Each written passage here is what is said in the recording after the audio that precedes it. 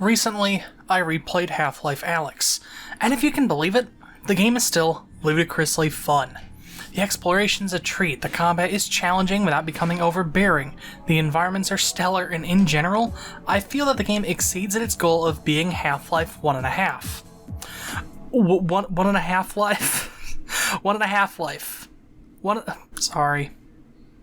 I mean, the obvious point is that it's an interquel set between the events of Half-Life 1 and Half-Life 2, sort of. A few years before Gordon is dropped off in City 17, Alyx, with the help of Eli and Russell, worked to retrieve a Combine superweapon located inside of a levitating vault. Yeah, this is a game set prior to the events of 2, make no mistake about it, but the comparisons run deeper than that. The first thing of note, at least in my opinion, is the art style of Half-Life Alyx. In the 6 years between Half-Life 1 and Half-Life 2, the franchise underwent a dramatic art style shift. 2004 was a blossoming era for the act of using photography to produce textures. Cities were made out of images of abandoned Russian buildings, environment textures were made out of photos of rocks and bricks.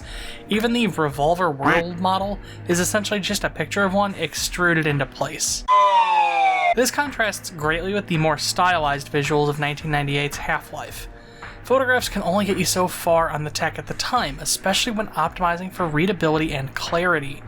Designing visuals that will look good on both a mid-range PC from 96 as well as a cutting-edge one with all of the 3D acceleration 98 can muster requires a strict balancing act.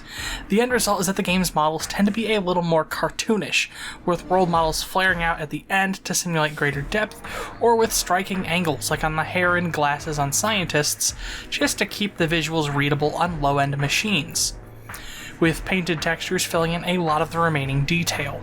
Yes, they do often use photo references to aid in this work, but with limited video memory, just sticking a whole photograph into your scene will take up a lot of space. Things like color compression or just a smaller file size might help in that regard, but can become blurry to the point of unreadability if you're not careful. But the computers of 6 years later are capable of a lot more graphical horsepower, which in turn means that we can fill our whole game with photographic assets. That's great. What's the downside? Half-Life 2 hasn't aged fantastic visually. I mean, it's fine, especially the character models, but the game has a sort of crust to it that I don't feel the original has. Now, to be fair, a ton of games from this era, the 6th generation, did exactly that to push realism in a way past consoles or hardware couldn't. Half-Life 2 is not the only example of a game whose art style hasn't aged phenomenally, and for what it's worth, the environments, while generally simplistic today, still serve their purpose.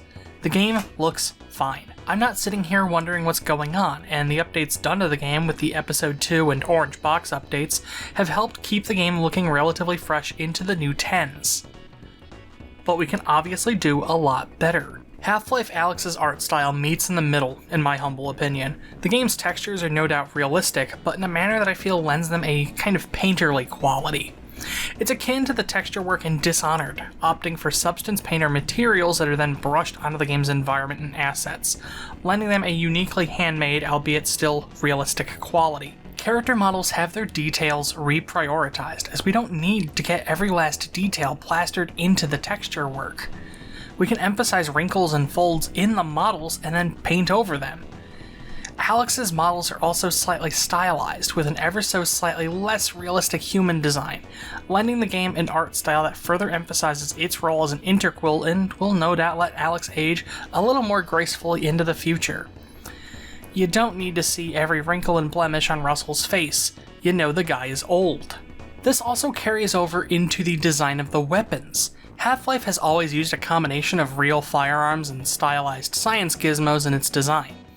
Half-Life 1 has the Glock 17 and 2 has the USP match, but 1 also had the Tau Cannon and Hive Hand and 2 has the AR-2 and the Antlion pheromones.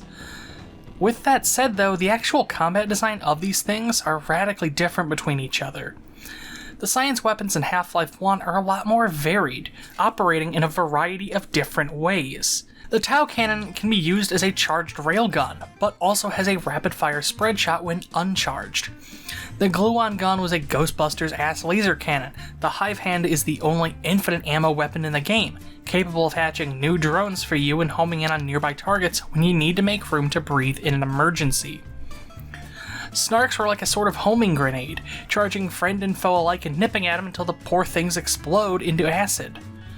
The game's real-world guns also have a number of alternate fire modes too. The Glock can be fired full auto, which would make it a Glock 18, but its fire rate is noticeably slower than an actual auto Glock, so it could just be Freeman pulling the trigger more rapidly, I guess. The Python and the crossbow could be better aimed. The MP5 has an underbarrel grenade launcher.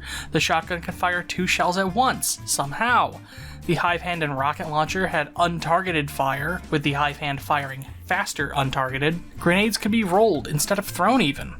This gives the arsenal a lot of added utility as you have the ability to determine which fire mode is best for which circumstance, like whether you charge the Tau Cannon for a single large foe or carpet the area with spread fire while running from danger. Half-Life 2 has alternate fires, don't get me wrong, but only for a select few of its guns, as the game's combat heavily emphasizes the use of the gravity gun. You can still shoot 40mm shells, you can still roll grenades, the AR-2 has a dark energy ball that disintegrates enemies, but if you're looking for variety in your combat, the 0-point energy field manipulator is your go-to. Shunting items and head crabs, picking up and throwing props for physics damage, and solving puzzles from a great distance all make the gravity gun the focal point of Half-Life 2, despite being introduced right after the end of the first act. Half-Life Alyx once again meets in the middle with its weapons. While there are only 3 one-handed firearms and combat has been simplified for the sake of accessibility in a much more physical space than traditional video games, the guns are offered a vast amount of usability in a manner representative of their Half-Life 1 counterparts. The pistol can get access to an automatic burst fire, a nod to the Glock's full auto fire. The shotgun gets both a double shot and a grenade launcher. And while the Combine SMG lacks any alternate fire modes, its impressive 120 round capacity makes it a very satisfying option for clearing large crowds or disgusting, awful, terrifying, nightmare hellspawn poison head crabs. And while the gravity gloves are Russell's really useful something electronic lightweight levitating. And while the gravity gloves can't be used as a combat option, the gravity gun's utility in puzzle solving and exploration is present, nearly in full. Collect ammo, grenades, and first aid and the ever-important resin from afar. Easily manipulate props in your environment. Check your health and ammo. The utility of this small kit harkens back to the multi-purpose utility of the first game's arsenal, while also offering up that utilitarian sci-fi dystopia aesthetic we expect from the second game. And while we're talking about sci-fi dystopias, I feel moving into discussing the environments in Alyx is a suitable next step in comparing the game to its predecessors. Half-Life 1 is an invasion sci-fi story. Xenian influence creeps through Black Mesa following the Resonance Cascade, culminating in the player arriving in Xen, a very alien border world, with its own deeply eerie vibe, empty but crawling with unknown flora and fauna. Half-Life 2 doesn't feature much of that aesthetic outside of Episode 2, instead opting for a much colder and cynical feeling dystopia sci-fi aesthetic, with technological fortifications haphazardly cutting through the humble Russian village that we now call City 17. The Combine carry a sleek dark blue metal aesthetic that worms and weaves its way through the old pre-war cities, jutting out of old homes and businesses with no regard for what once was. Alyx, being set 15 years into the Combine invasion, certainly has that aesthetic and wears it proudly upon its sleeve right out of the gate. The first thing you see is the Citadel. But the biggest twist of the knife to this aesthetic comes in Chapter 2 and sticks around for the entire game, when Alyx must venture into the Quarantine Zone, an area of City 17 sanctioned off by the Combine as it has become a breeding ground for Xenian life. The aesthetic in the QZ is an unsettling one, especially for fans more familiar with the first game. Pulsating pods and glowing tentacles, bulging fluid sacs that explode to ward off predators, hives of head crabs and antlions, and a sickly, meaty moss blanketing entire buildings are the norm in the Quarantine Zone.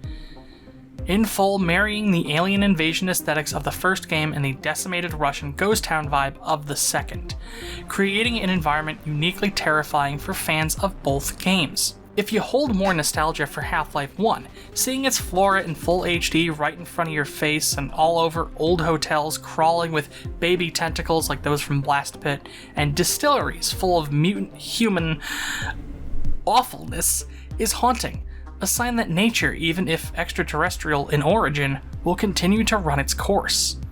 Fans of the second game see the similar architecture cues of the Combine in the midst of contending with the outbreak and failing to keep up, with signs that cleanup are, or at least were, underway, with abandoned canisters of corrosive acid meant for the cremators to use in holding back the wildlife that are deemed unnecessary. It is a fantastic marriage of these two concepts, and it really emphasizes the fact that Half-Life Alyx is kind of a halfway point between two distinct poles for the franchise. Half-Life as a franchise is more than just tech demos of what Valve's doing with game engines. They are stories that work best when they pair alien concepts with the familiar. We can all imagine working in a high-tech facility, and stories of men in black or bumbling sitcom dads in nuclear power stations are common, especially in American media, which seems to have a lingering fascination with yesteryear's science fiction. Being an ordinary scientist set in motion to quell an alien invasion rather than a buff and fast-moving space marine lends Half-Life 1 an air of suspense and dread games like Quake or Unreal lacked for the time. Half-Life 2 getting rid of the bull squids and grunts and replacing them with the enigmatic Combine and having players run through dilapidated bridges and jails was an eerily far cry from the Black Mesa research facility from just 6 years prior.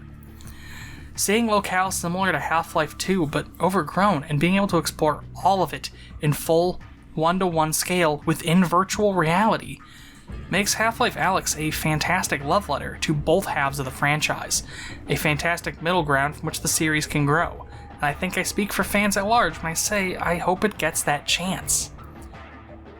If you liked this video and you'd like to see more, I'd recommend subscribing. Coffee and social media links are in the description.